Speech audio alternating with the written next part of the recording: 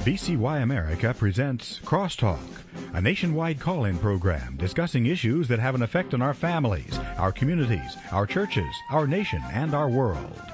Crosstalk, an opportunity for you to voice your concerns for biblical principles.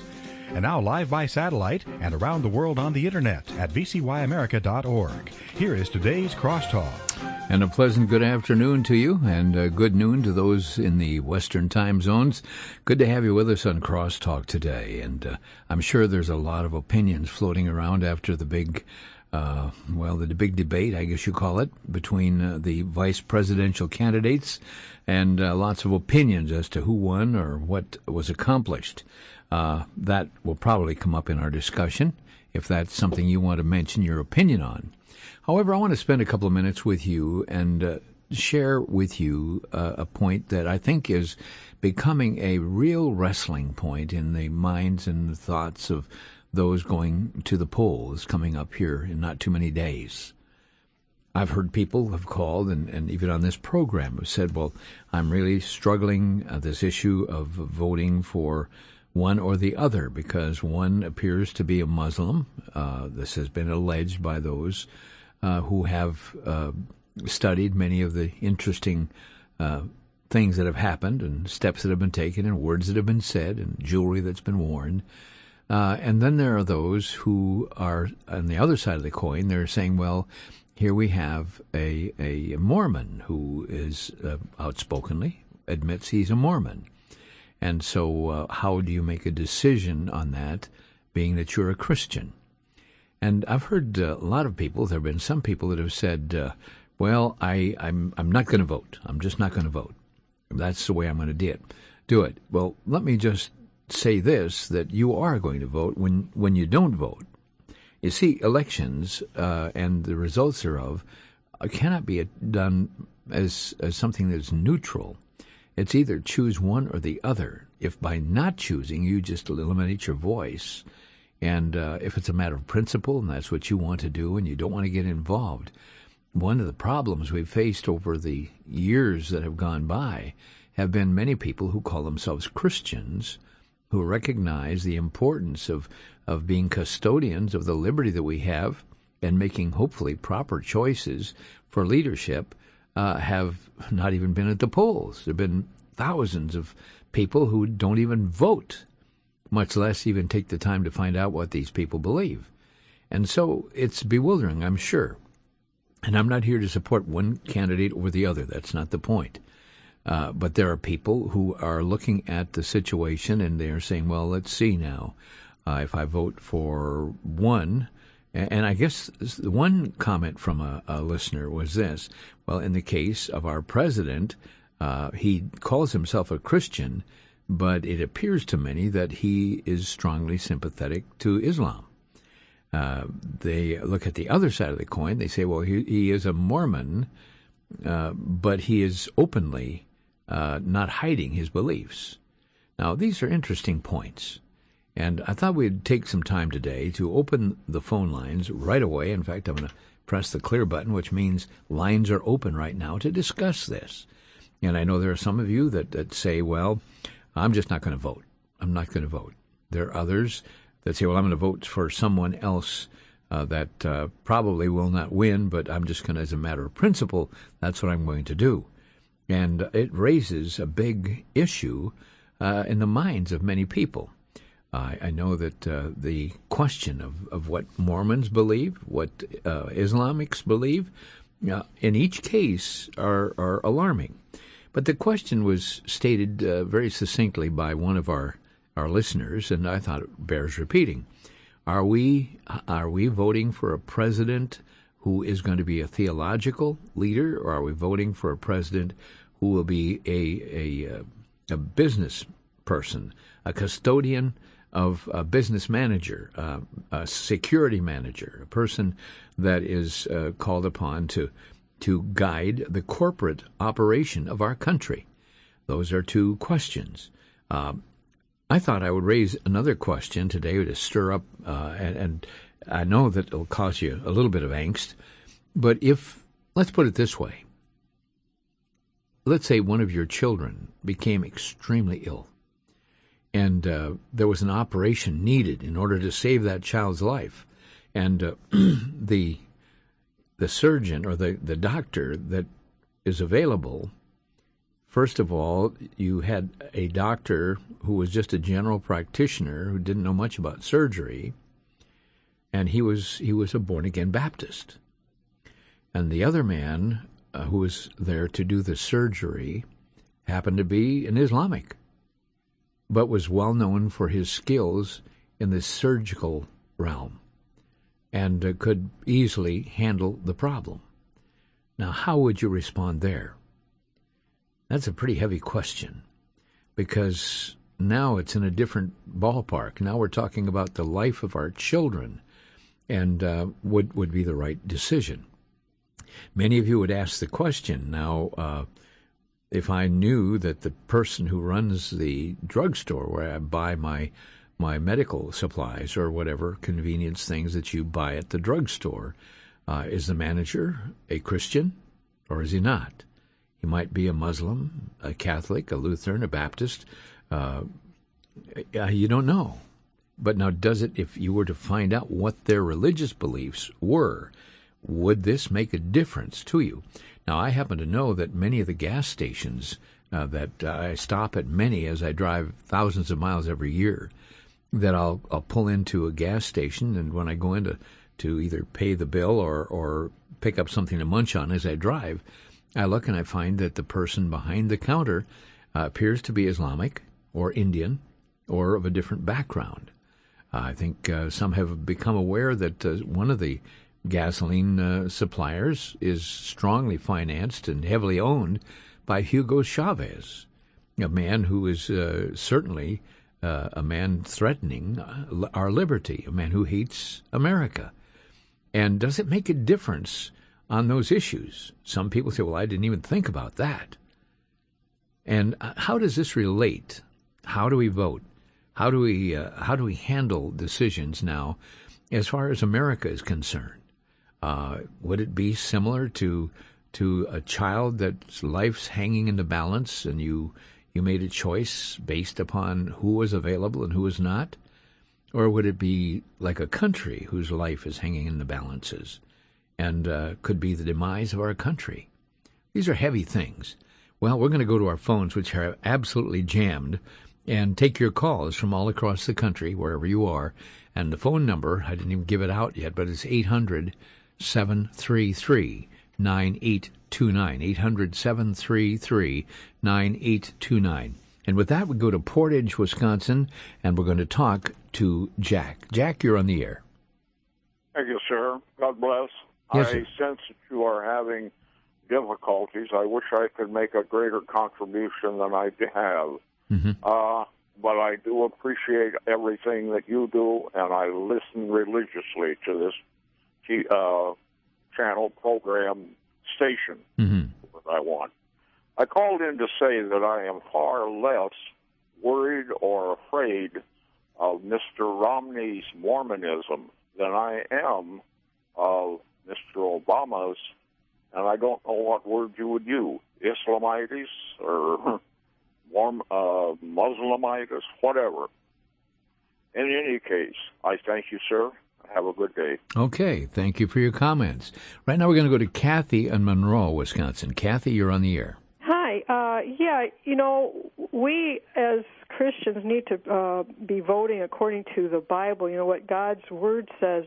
So whatever candidate is going to lead by, God's law, and because I'm pro-life and pro-family, I'm against, the homosexual marriage. I mean, see, you got to go by God's principles, and prayfully that, we'll have more time to spread the gospel, because it's going to be God that's going to be able to heal this land. Well, then that's God's promise, too. If my people who are called by my name will humble themselves and pray and seek my face and turn from their wicked way. And would you believe that's talking about believers? Yes. Wicked way. Could it be that God may be taking this nation to the woodshed Yeah, the church has stopped being the salt and light. Well, the issue again, I know there's a lot of people saying, well, I'm just not going to vote. Well, this is one thing where we are being pressed as a country and as individuals and as custodians of the liberty that we have to making some decision in some way. And I know that people are wrestling with this thing. And you raised some very interesting thoughts there. And I want to thank you, Kathy, for calling. Thank you. You bet. More calls, 800-733-9829 if you'd like to call. Got some vacant lines available. Right now we're going to go to John in West Milwaukee. And John, you're on the air. Afternoon. The deciding factor might be the vice presidents. Do we know what faith they are? Mm-hmm. Well, that is something, again, to consider. But now, what difference would it make between the vice president and the president? Well, if the president can't handle it, then it'd go to the vice president. So aren't both of them Catholic? Okay, if that is the case. Again, I believe that is the case. I believe that Romney I had a mental moment blank there. Yeah. Joe Biden. Yeah. And when you see, obviously there's a religion. Now, that became an issue back in the days of John Kennedy, when he, it was probably the nation's first Catholic president. Okay, well, I'm just giving a little food for thought there for the listeners out there. Okay, thank you very much for your call, and I don't hear many people with the answer. Let's go to Victoria, Texas, and talk with Jacob. Jacob, what are your thoughts? Oh, yes, sir, Vic. I called in the other day when you were talking about this subject about 2 or 3 days ago. Yeah. And I know how bad the situation is, but boy, this is tough. I'm here in Texas, and we don't have to show our IDs to vote down here. I see. And there's the slightest chance that they could steal it. They have a lot of acorn, and they've all changed. They say they've been banned and cut off the funding, but what they do, they change their names and they keep the same people in there, and the Secretary of State project and all that. Well, getting right to the point, though, how do you make a decision? How do you, as you recognize the characteristics of different belief systems, and the question is, how does it affect your vote? How does it make difference? How would you handle that?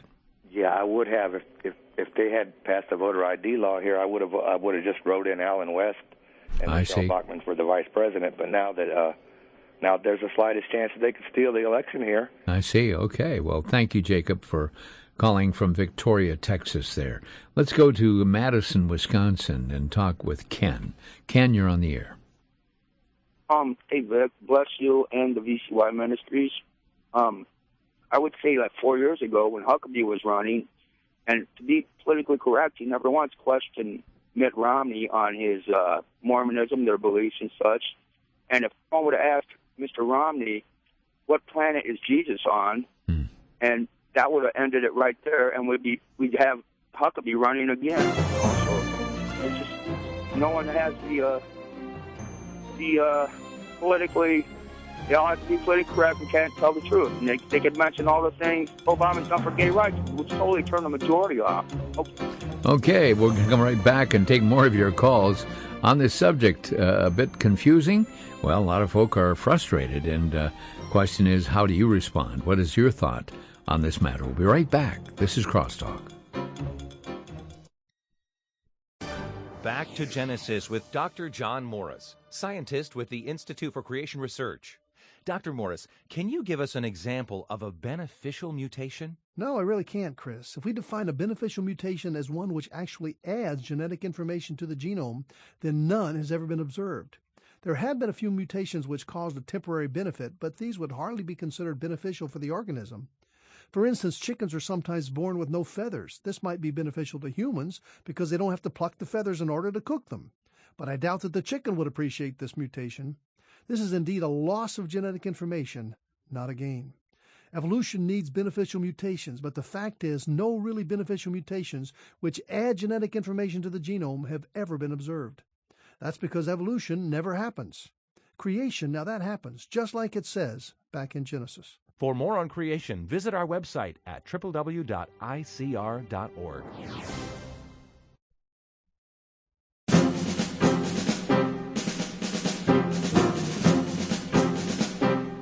And welcome back to Crosstalk, where we're visiting today. Yes, it's a dilemma, and how you make a decision. On what basis do you make a decision? And there are those who say, well, I just vote for somebody else or another write-in. Okay, but in essence, is your vote counting for anything? How do you make a choice with a bewildering situation like this? And copying out and saying, I'm not going to make any choice, I'm just going to be neutral, in essence, is casting a ballot for both parties. And so just thought I'd raise that question as we go to Viroqua, Wisconsin, and talk with Darren. And Darren, you're on the air. Yes, I hear a lot of prejudice from a lot of the callers, and prejudice against, I've heard Hugo Chavez, I've heard prejudice against Mormons, Muslims, gays, Catholics. It's pronounced Catholic, actually. Well, before we go further on that, how do you define prejudice?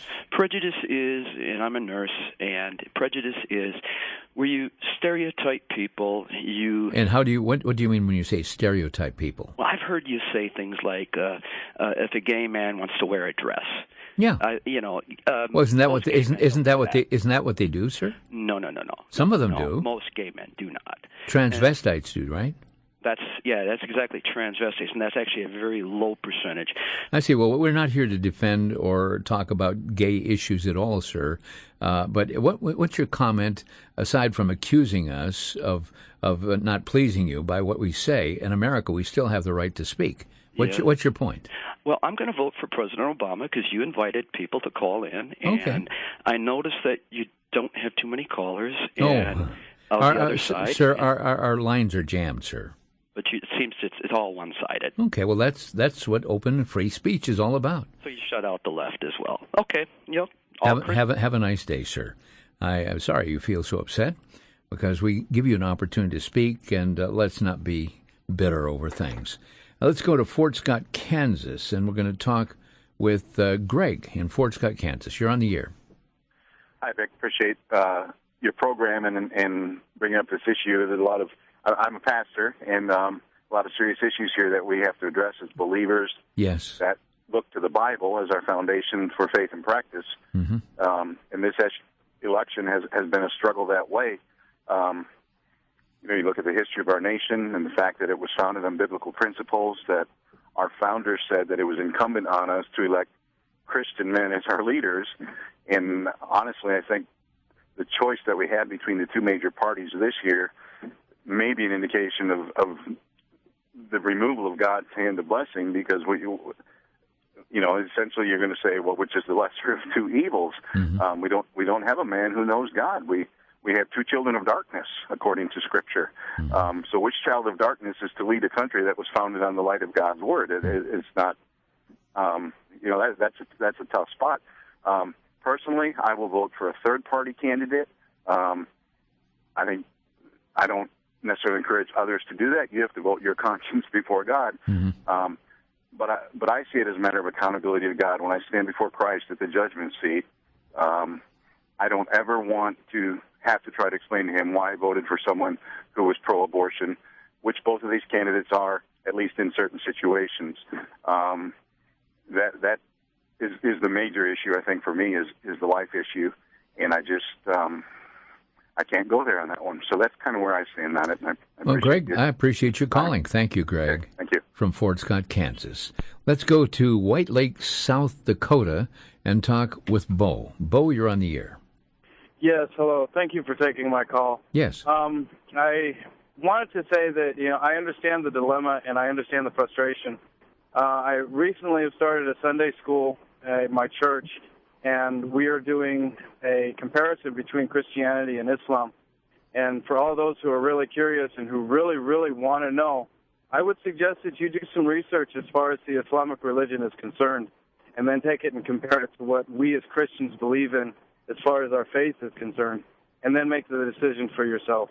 I thank you so much for taking my call, and God bless. Thank you, Bo. From White Lake, South Dakota, we go to Lubbock, Texas. And Marilyn, you are on the air. Hello, Marilyn. Yes, thank you. Yes, you're on the air. I've known three Mormon families, and I've looked. Their Bible is the King James Bible. They also have the Book of Mormon. They believe in Jesus Christ as their Savior, but the Latter-day Saints part is the Mormon part. And the Mormons are very family-oriented. And they do go to church. And they do worship the same God that we do. I don't want to be a Mormon. I don't want my children to be. But my only problem with the Mormons is that their belief in the Latter-day Saints idea.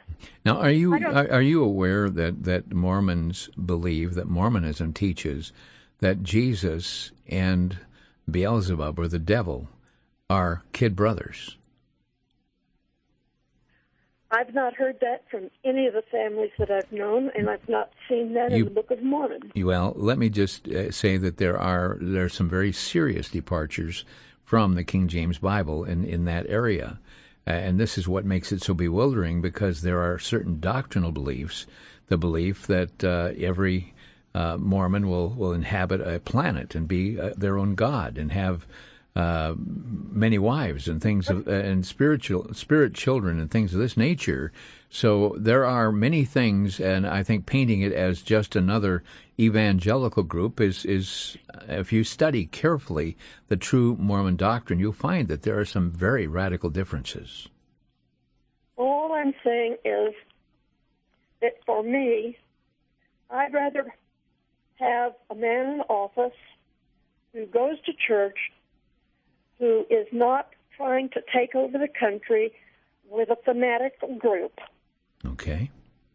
And I believe that the fanatics of Islam, not all of the Islam people believe in Islam, but the fanatics are who's trying to take over our country and all the other countries. That is their fundamental belief. Thank you, Marilyn. Appreciate your call there from Lubbock, Texas. And, of course, a true fanatical Christian is one who believes the Bible. A fanatical Islamic person is one who believes the book as far as what Muhammad has said. So, again, oftentimes those words, fanatical, are used. Very interesting. Let's go to the West Coast and go to Pasco, Washington, and talk with Jose. And, Jose, you're on the air. Yes. What would you like to share, Jose? I just want to share that we already tried Obama for the last 4 years, and we have all frustrated. I heard so many frustrations for people because what Obama decisions made. So I don't understand why people are so confused who to vote. If they vote already one time for Obama, and that's in reach their what the people was waiting for him. So why they have to vote again for him? So I'm just totally avoid him, and I will vote for the other one. Okay, thank you, Jose. Pasco, Washington. From there, we go to, let's see, we do, and by the way, we do, this is an anonymous call, but we have the number. Oh, fine, good. We'll go to line number 4, anonymous. We want to ask you where you're calling from, except we know the state of Oregon. Go right ahead. Hello, yes. I wanted to comment that I think it's important to have a president who is loyal to America, and I believe that Romney is. Mm-hmm. And I also wonder about Obama and his association with his former pastor and what they taught at that church and what they believed about America. Mm-hmm. So that's what I believe. Well, and I think the pastor, if I recall correctly, what he was the most outspoken statement, he said that God should, and I don't say this in a profane way, but that God should damn America. Yes, he said some pretty profound things. Interesting. Thank you very much for calling from the state of Oregon today. We're going to go to the state of Minnesota and talk with Jennifer. Jennifer, you're on the air. Yeah, thanks, Vic. I just want to make the comment that I think we're stuck with two presidents running now who, we reap what we sow, and as Americans and our choices we made in the past, we're not going to have a godly man running right now. But as a Christian, you really need to pray. And, there's only one who's saying they are against gay marriages. There's only one who's saying he's against abortion. And those are huge topics, and I guess as a Christian, I don't see how you can vote for someone who is for those things. And just also want to add that that's not being prejudiced. That's what God says is wrong, and what God says is wrong. Thank you. Thank you very much for your comments, Jennifer. From the state of Minnesota, we go to the state of Tennessee, and Sean is standing by. Sean, you're on the air. Well, I just want to say, first of all, I think that the most important thing we got to remember is to vote our conscience, and vote for based on entire biblical standards and moral values. And if you don't mind, I'm going to respond to that caller about 10 or 15 minutes ago that was attacking and criticizing you, apparently accusing you the way he did as a homosexual, I understand it says, about typecasting them, and evidently trying to marginalize your show on top of that, saying there's not many people calling. That guy really needs help. He has issues. You're right, he's bitter. Well, we need to pray for him. Yeah. Thank you, Sean. All right. From Tennessee, thank you. We go to Mobile, Alabama, and we talk with Earl. Earl, you're on the air. Yes. I had a question, not really a question, but a statement about Romney. I'm hearing your callers saying we're kind of in despair because they have a Mormon to vote for. Mm-hmm. But the question is, if that was so bad, if that's such a deal breaker, why did you vote for him in the first place to make him the Republican front runner? If that's such a blasphemous thing for you, the so-called Christians out there, why put him in there? Why you didn't vote for the other man so he can go against Obama? So so the fault lies in the Republicans who voted for him. Very interesting. Yes. He wouldn't be where he is unless the Republicans gave him the majority of the votes. And also this thing about Obama. Obama is not a Muslim. And people who say that, who call themselves Christians, need to check themselves. Well, let me ask a question now. Let me ask you the question. I'm not going to argue with you, but I just want to ask you, Earl. You say he's not a Muslim. No. Why does he wear an Islamic ring for 30 years? I don't know. That's not my business. But well, it is. It is when we're going to be making statements. Why is it that he did not celebrate the National Day of Prayer, but he did celebrate Ramadan? That's his own business. A lot of your listeners. Well, if he's our leader, it's our business, isn't it? Concrete. Earl, now listen. Let's have exchange here. Isn't it our business if he's the one that we have placed in power? That's what I'm getting at. He didn't say he was a Muslim. If you say he's a Muslim, okay. Okay. We got to take a break, Earl. Appreciate your call from Mobile. We'll take more calls. The phone number 800-733-9829.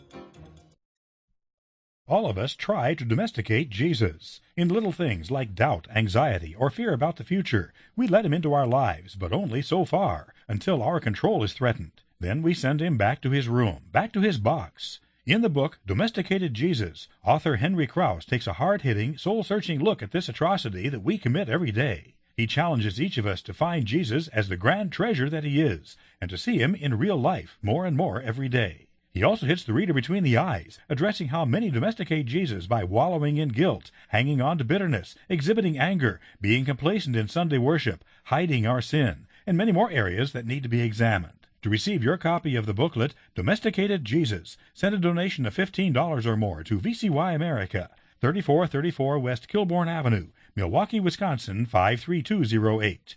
To donate by phone, call 1-800-729-9829. 1-800-729-9829.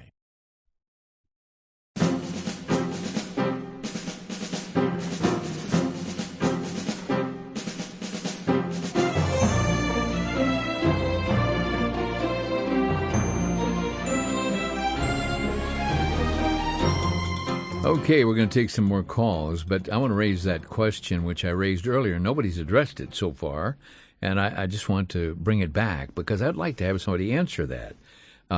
If you had a child whose life was hanging in the balances and needed surgical, and this is not uncommon, it could be a very serious surgical need, and you had a general practitioner who was not a surgeon, but was a Christian, and you had the option of having the needed surgery, or you had a general practitioner who may say, well, I'll try. Say it was a burst appendix or something of that nature.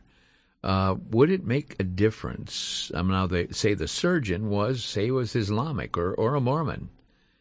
Which would you choose if your child's life is hanging in the balance?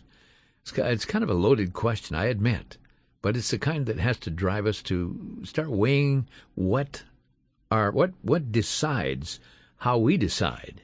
And I'll be anxious to hear some more responses there.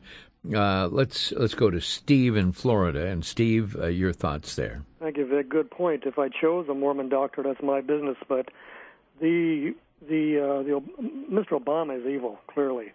And it's not the point that we don't like Romney. The point is that the elite, controlled media, that we all should know about, have minimized and demonized Dr. Ron Paul for the last 2 years at least.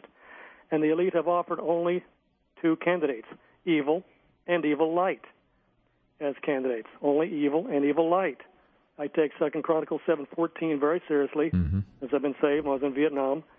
God is on his throne, as you well know, and clearly he's watching what his people will do on Election Day.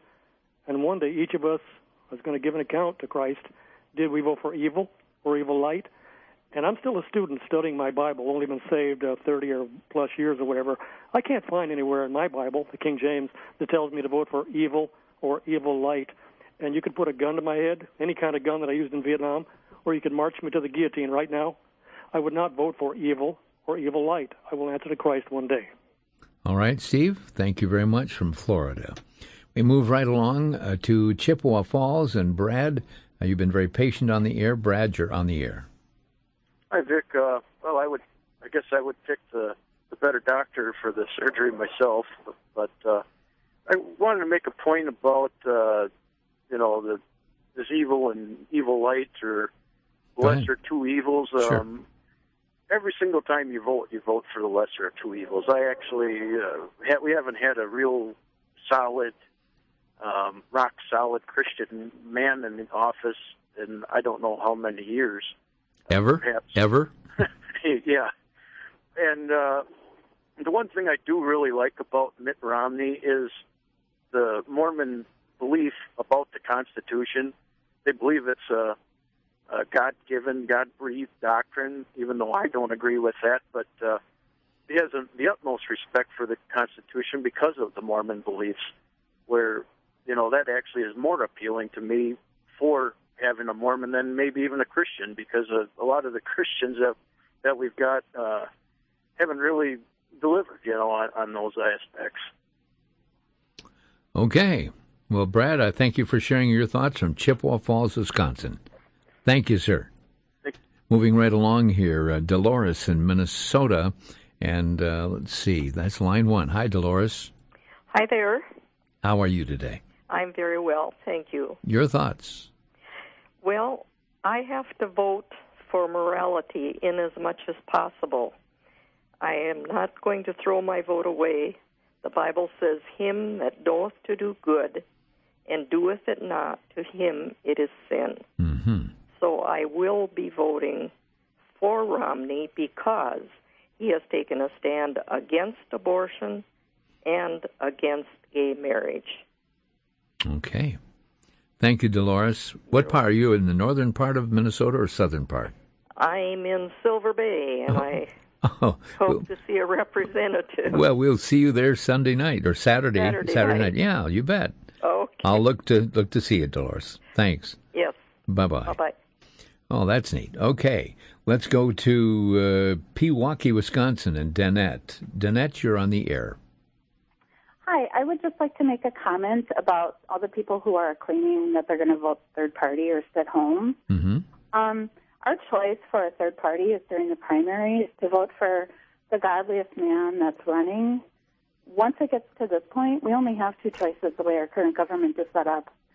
And my kids are both serving in this country, and it makes me sick to my stomach to hear people say that they're going to sit home or just not even cast the vote. If everybody was voting, we would have better choices all around. I think what you're saying is very true, and too often people who are Christians or call themselves Christians do not even vote. They're by the thousands that don't. It's sad, and it's really shameful. And we maybe have the government we deserve right now, but if you're going to sit home and just wash your hands of it, then you kind of deserve what you get. But there's a lot of men and women out there serving this country who really need a leader. And the state of this administration with our military is shameful. Danette, thank you for calling from Pewaukee, Wisconsin. Thanks so much. Thank you, Vic. Bye-bye. Moving along with our calls right now, Racine, Wisconsin. And Virginia, you're on the air. Hello. I'm Yes. looking at this in an entirely different perspective. Mm-hmm. I'm looking at God and not these men's religion. God used the most unlikely person, Cyrus, to bring the Jews back after 70 years of being in exile. And he was a Persian idolater king. And it says in that 2 Chronicles chapter 36, and it says in Romans 2, we are all responsible to God. The Jews have the 10 Commandments to guide them, and the Gentiles had an inner knowledge, and I believe Mitt Romney does have an inner knowledge. He also believes in freedom of religion, not from religion. He is in favor of the sanctity of marriage and of human life, and God can, and as I say, I am looking to God to guide and take advantage of these things rather than just look at, well, he's a Mormon and he may be a Muslim. So that's my thoughts. Thank you very much for sharing that, Virginia, from Racine, Wisconsin. You know, in cases in the Bible, I believe you'll find stories where God actually used people who were enemies of God to accomplish something that happened. In fact, he used, if you remember the Philistines, you remember some of the groups that came and captured Israel. Look at Jerusalem was in ruins, and it was Nehemiah that came back to rebuild it, but there was a wicked cause that came to tear it down. And you see the wars, and the Jewish people were the ones that suffered, and ultimately even ended up in captivity, and yet in that captivity, God began to work in the lives of people as well. Interesting. Let's go to Eau Claire, Wisconsin, and we're going to talk with Jim. Jim, you're on the air. Hi, thanks for taking my call. Mm-hmm. I will vote for Mitt Romney. One of your callers called in, and I'm not sure why Ron Paul loyalists are so adamant about not voting for Mitt Romney. One of these men are going to become the president. We have a primary system in the United States, and that is when you vote your conscience for the candidate you think has the most morals. But one of these guys is going to become the president. Do not vote for Mitt Romney. You're voting for Barack Obama, because one of them is going to become president. We're not voting for a pastor. We're voting for a national leader, and we know what Barack Obama stands for. He's the most pro-abortion candidate we've ever had. He's the most anti-Christian candidate, and I would say he's the most anti-American candidate we've ever had. So the choice is pretty clear. And I think personally, although I may disagree with Mitt Romney and I may disagree with the Mormon doctrine, I think the man has integrity, and I think he's a proven businessman, and I think actually he'll be an excellent president. I really do. And I was not a big Mitt Romney supporter until I really got to know him a little better, and I think he's a good man. Other than, we disagree on religious beliefs. So, thank you, Jim. Thanks for calling from Eau Claire. One of the things, folks, that hasn't come up, but should probably, as we face the coming election, is that we need to not just the president in the White House, but what about the Congress? What about these people we put in as senators and assembly or Congress people? Have we vetted them? Have we checked them out? What do they believe? Or does that somehow escape us, that the responsibility even of those who cast their votes there in the Senate and the House of Representatives on issues that make our laws, are we that careful to check in on that, or is it just one individual? Just thought I'd raise that question. Right now we're going to go to Eva in Oak Creek, Wisconsin. And Eva, you're on the air. Hello, Vic. Hi How there. are you? Fine, thank you. I'm calling because I appreciate your show, but I also wanted to say that for our church, we are praying for the presidential race, and I don't know how much more plainer it can be to the American people that Obama is a Muslim and how he just hates the Lord and hates Israel and the Jews and the Christians in America. It's very plain in all of his actions that he has done. And yes, we are praying for congressmen and senators just totally down the line. And but God can also use Romney, and I am voting for Romney for president. And we are praying for him because I believe that God can use him in the White House as president. And it's very sad that all of these things that have happened with Obama being in the White House and all of the desecration that he has done. I mean, inviting people from other countries that are absolutely terrorists is very plain, and having all of these Muslim or Islamic festival things. I mean, how much more plainer do people want? You know, it's sad, but we are praying that Romney wins, and he is for life. And God wants us to have the freedoms here in America that he has given to us, because this was founded on God, a godly nation of America. Thank you so much, Eve. Appreciate your call. And coming up here on a break very shortly, a comment was made recently from a friend who was talking about the fact that God even uses people who may not be honoring to the Lord. Let's go back to the issue of Samuel. Samuel, the little boy who was lent back to the Lord by his mother Hannah, and she prayed for a man-child, and God gave him to her. And here was a prophet. Here was a man, a priest, one who claimed to be serving God. His name was Eli, but he had problems. He wasn't disciplining his sons. They were wicked. There was bad stuff going on, but somehow God even used Eli at that time to have some involvement in guiding the life of little Samuel. So, interesting observation. We're going to be right back with the phones, which are still jammed from all over the country, and we'll take your calls. Our phone number, 800-733-9829. We'll be right back.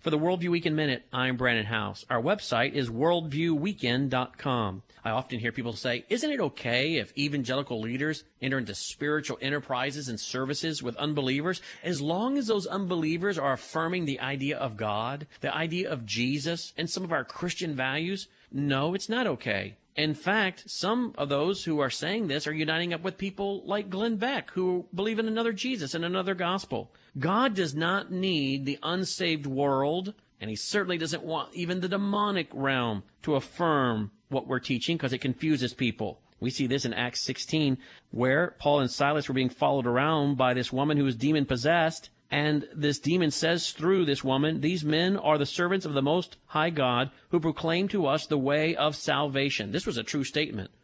But Paul did not want the affirmation of a demon. What did he do? He cast out the demon. We're not to enter into spiritual enterprises with unbelievers.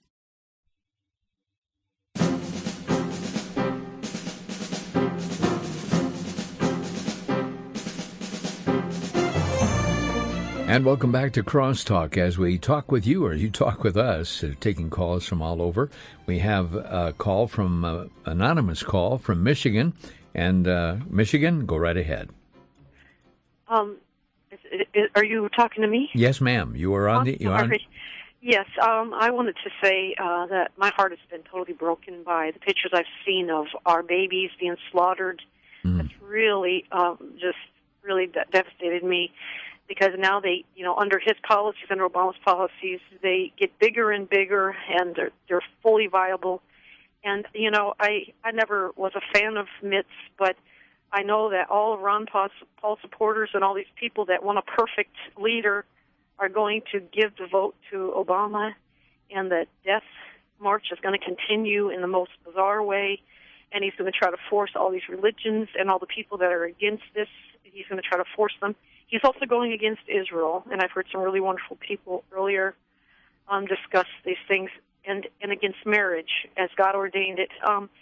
And I really don't think it's a matter of MIT being the right religion. I really do think we are in a corner. And there was even Jimmy Carter professed to be a born-again Christian. He was not. He did not live like one. He did not act like one, and he still doesn't. So, we can try to find the perfect person, and we can just give this man his continuation of his death march over all these unborn babies. And even after they're born, he wanted to deny the health care that they needed when they were aborted alive. And so we have a choice. We can turn our backs on God and say, well, I don't care about how much you love life and how much you like liberty, and we don't really care about marriage, and we don't care about Israel because we didn't have the perfect man to vote for. And that's where I think that God has spoken to my heart. I am not a fan of the Mormon religion, but let me tell you what, they're not out mass murdering people like the other religion is. And they do not do the kinds of things, and we may disagree with them, and we can disagree with them. And we need to pray for both these men's souls that they get saved and their families. But we have a choice. We're in between. We're right in the corner right now. And if all these Christians just go on their anger toward Mormonism and take that, then what they're going to end up with eventually is Marxism. And it's going to be so intolerable that they will dream of the days, and they will wish every night when they're going to bed, they're going to wish that they had voted for Mitt. I mean, it's just the way it's going to be. So, I don't agree with his religion. I don't agree with his theology or anything like that. But I just say we are in a corner. We're backed into a corner.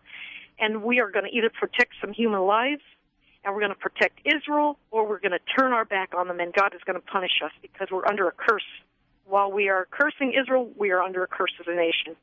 Thank you very much from Michigan. Anonymous from Michigan, thank you so much. Right now we're going to Olney, and a favorite caller here is Dorothy from Olney, Illinois. And Dorothy, what do you think about this thing? Who are you talking to? I'm talking to Dorothy from Olney. Well, you didn't say. And you're on the air. Well, when you've got a job to do, you're supposed to do your job. The president that we have gave us, or put on us, the burden of Obamacare. Now, that wasn't his job. That was the people in the state's job. And he's overstepped the mark doing just as he pleases. He just disregards our Constitution and everything, and he's not going to change his spots. We've already had him for 4 years, and he's almost got us into a communist country. And so if he can't just do his job, then I think Mitt Romney will do his job. He won't make up and do as he pleases, because the reputation has been that we don't count. Obama has just done as he wished and what he pleases, and if they don't make up their own mind, then he'll take care of it himself. But that's not the attitude to have. That gives us no power at all. Dorothy, thank you so much. We're tight on time. Got to move quickly to Barbara in Ohio. Barbara, you're on the air. Yeah, I was just calling. I agree with the previous caller. We're not electing a pastor. We're electing, as far as I'm concerned, a civil servant. And I believe that if Obama is reelected, VCY won't even be on the air 4 years from now. Probably not. I believe that if he gets a second term, we have seen nothing. And if you vote for a third party, you're splitting that vote. You're giving Obama a vote.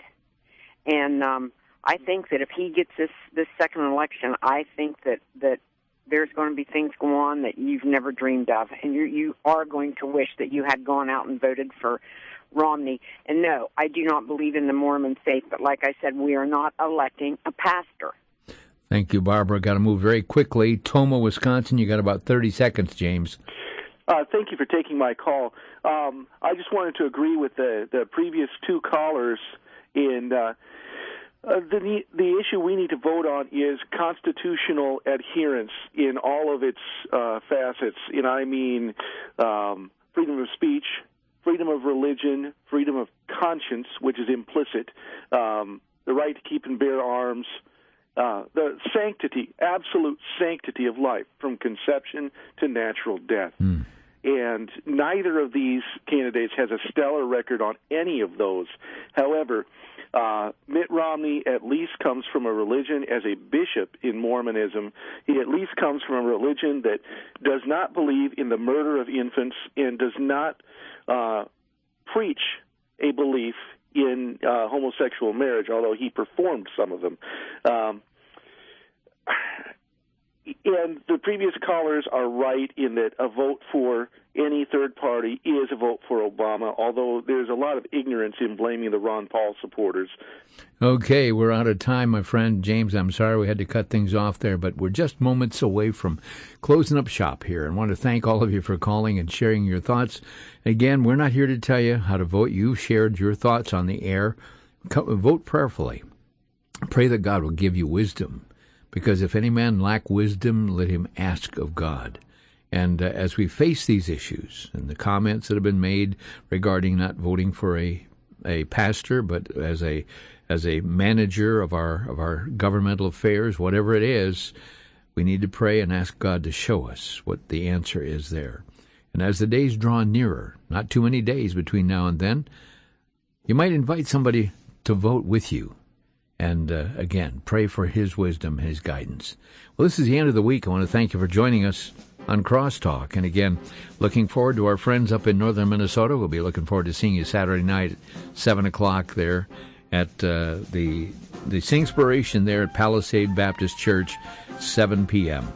Well, God bless you. Thanks for joining us on Crosstalk.